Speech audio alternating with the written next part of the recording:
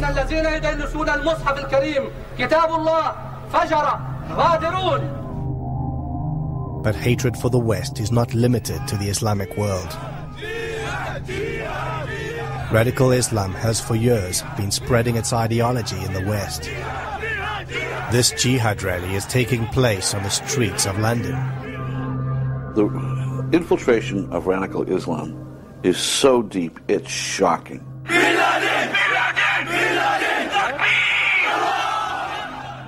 And everyone's in denial about it. The minute you say, oh, this is an extremist group, you know, all of a sudden it's, oh, you're not being politically correct. You have Al-Muhajirun, who's an open-fledged terrorist entity, speaking out on the streets, calling for Muslims to jihad against Britain. UK, USA! UK, USA! Fuck USA! Fuck USA!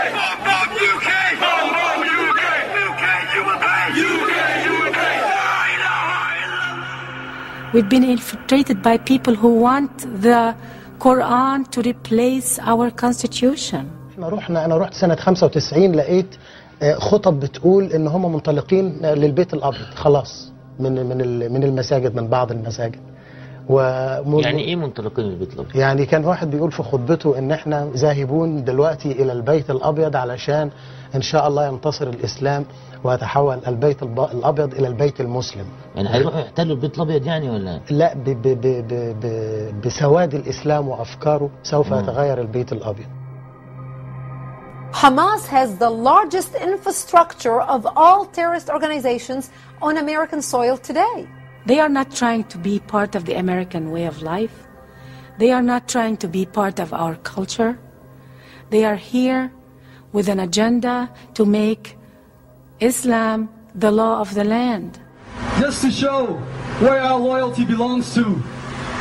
You see this flag here? It's going to go on the floor. And to us, our loyalty does not belong to this flag. Our loyalty belongs to Allah subhanahu wa ta'ala. Takbir! Allahu Akbar! Allahu Akbar! Of course, not all Muslims are like that. But we've been infiltrated with this kind of agenda. And America has to wake up because we are strangling ourselves with our political correctness. There is tremendous deception in terms of saying one thing publicly and another thing privately. Yasser Arafat obviously was the master of this dual agenda in terms of openly supporting pluralism or nonviolence or condemning terrorism. I condemn completely these terrorist activities. And then secretly or behind closed doors supporting it. Sometimes you would find a Muslim who appears to be moderate. We were the first, as you may remember, post-September the 11th, who said that the actions of flying planes full of innocent civilians into buildings is not legitimate. But in his deeds, he's not as moderate as he is. We are here to talk about the Magnificent 19. Those who 2 years ago today split the world into two camps, into the camp of Islam and the camp of non-Islam or kufr. Those who revived the obligation of jihad worldwide. The Magnificent 19, they were praising the hijackers, celebrating the attacks on New York. The deception is so high and so successful that I'm afraid we're losing the battle. In order to expose British terror groups like Al-Muhajirun and supporters of Sharia, Glenn Genvey collaborated with Jonathan Galt and acquired recordings of the group's meetings held in London mosques. The tapes reveal open incitement to violence and terror, in particular from Abu Hamza al-Masri, who calls upon followers to kill the kuffar or non-Muslims. What makes Allah happy? Allah is happy when a kafir is being killed. Abu Hamza, in one of the clips, is talking about the word kufar, that if you are not a Muslim and you live in a Muslim land, you are like a cow. That's his word. You see, the Islamic rule, if a kafir goes into a Muslim country and he's walking by, he's like a cow going, anybody could take him.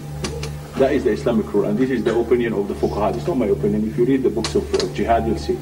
You can take him to market You can sell him. Kafir is walking by. He went inside. You catch him. What are you doing here? Then he's a boot. You can sell him the market. You can kill him. If Muslims cannot take them and sell them in the market, then you just kill them. It's okay. Hamza's a speaker. He brainwashes people. He gets funding. He sends them to commit murder abroad. Al-Mujahirun is a UK-based Islamic pressure group with offices in Pakistan. 25-year-old Abdul Salam grew up in London's Brick Lane. Now he's a recruiter for the Taliban. What's your involvement in recruiting and training young British Muslims? For the Muslims from Britain, there's hundreds of them that come over from Britain to Pakistan or Afghanistan. And what we do is we supply them with weapons, clothing, we feed them, we shelter them. Yeah, I'm British. British born, British bred. Are you willing to kill British soldiers? I'm willing to kill British soldiers simply because of the fact that they're engaging in a war that is against my brethren. The links from the UK go abroad and back. This is what makes it a global problem. If you take the London bombings, the bombers were from Britain. They were from the city of Leeds, a 2-hour drive north of London. British Muslims, but British. I and thousands like me have forsaken everything for what we believe. We are at war and I'm a soldier.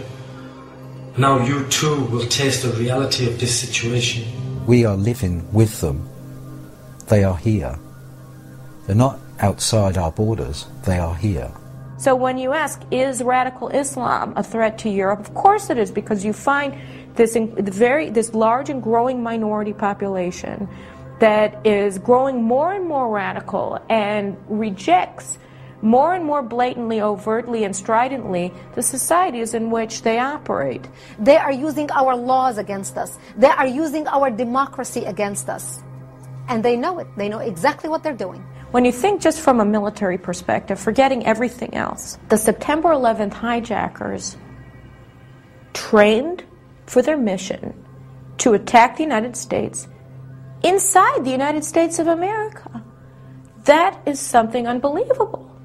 Here these 19 Arab Islamic fundamentalists come to the United States, dress like Americans, get American driver's license, register in American flight schools, and in American flight schools, they learn how to destroy the World Trade Center with American jetliners.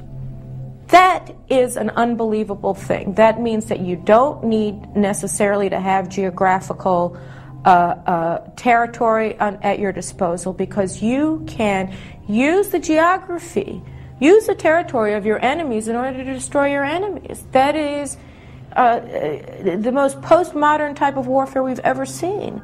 I think the world, despite the number of attacks in various countries, is still in denial. They don't want to believe that someone has declared war on them.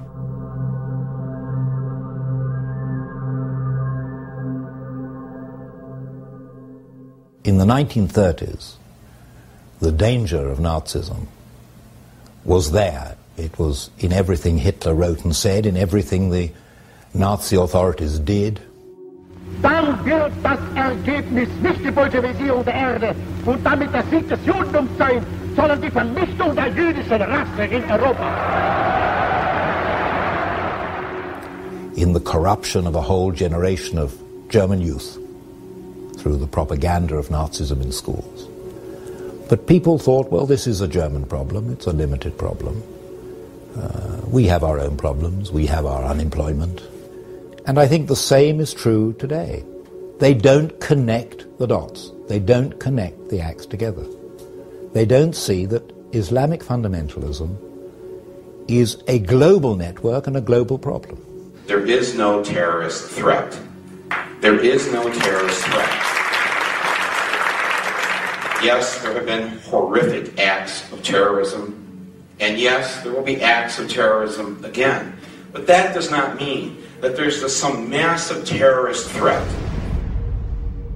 We have to worry about terrorism. If terrorism had struck on the West Coast rather than the East Coast, some of the folks in Hollywood might have a somewhat different view. People don't want to feel that this is part of a single threat, because if you come to that conclusion, and I'm sure it's the true conclusion, then you have to do something about it. If you ignore a real threat, like has happened in the past before World War II, then the world will pay with many, many millions of dead. In Second World War, the West was sleeping. The Munich Accords came regarding what should we do about this Adolf Hitler who wants to take over Czechoslovakia. So what did the parliament do in Great Britain? They got together and they said, well, we need to give Hitler land for peace. In return for Hitler's guarantee of world peace, Chamberlain and Daladier prevailed upon Czechoslovakia to give up the Sudetenland without a fight. In Britain, a happy Chamberlain came back declaring he had achieved peace. Peace in our time. One of the most tragic and ironic scenes in all history. This morning, I had another talk with the German Chancellor, Herr Hitler. And here is the paper which bears his name upon it as well as mine. Chamberlain believed that they could do a deal with Hitler, that Britain and Germany had a special affinity. We regard the agreement signed last night and the Anglo-German naval agreement as symbolic of the desire of our two peoples never to go to war with one another again. Winston Churchill had warned his country and his government that they were pursuing a disastrous course with regard to appeasing Germany. Peace. It wasn't peace. By taking the Sudetenland, they had made Czechoslovakia defenseless. A ripe plum ready to fall into Hitler's lap. Within 6 months of declaring that he wanted no more territory anywhere, he violated the Munich Agreement. Austria and Czechoslovakia were gone without a fight, and Hitler was getting his control of Eastern Europe. Poland was next on the map. Churchill never considered himself a great leader. He always considered that he had failed, because from 1933 to 1939, he had warned his country and his government. So when war came, and when in May 1940 he was asked to be Prime Minister, he felt he was only there because he had failed. That if he had been listened to, if the country had understood the German danger, if the country had allied with other states threatened by Germany, then this situation would never have come to pass. That Hitler could have been deterred. Perhaps it could have been stopped. Perhaps millions of lives could have been saved. Today, the press, by minimizing the potential threats, by ignoring the potential threats, are doing a tremendous disservice to the West by not alarming the people to what they should be alarmed about. When you ignore what people are saying, when they're actively on a daily basis calling for your own annihilation, calling for the annihilation of your country, you're ignoring them at your own risk. The same thing is happening now again. History is repeating itself. I was a very intense believer in the Nazi ideology. And I know what a supreme dedication to an ideology can do. From an early age, Alphonse Heck was influenced by the Nazi worldview. He joined the Hitler Youth at the age of 10, and by the end of World War II, he was a high-ranking officer of the Hitler Youth. It is absolutely correct to say, if you can't learn from the events of Nazi Germany,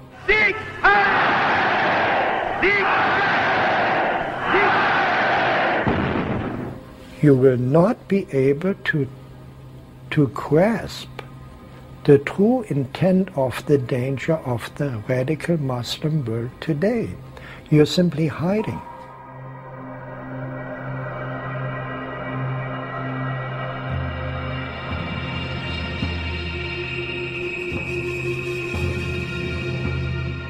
History has an unfortunate habit of always repeating itself.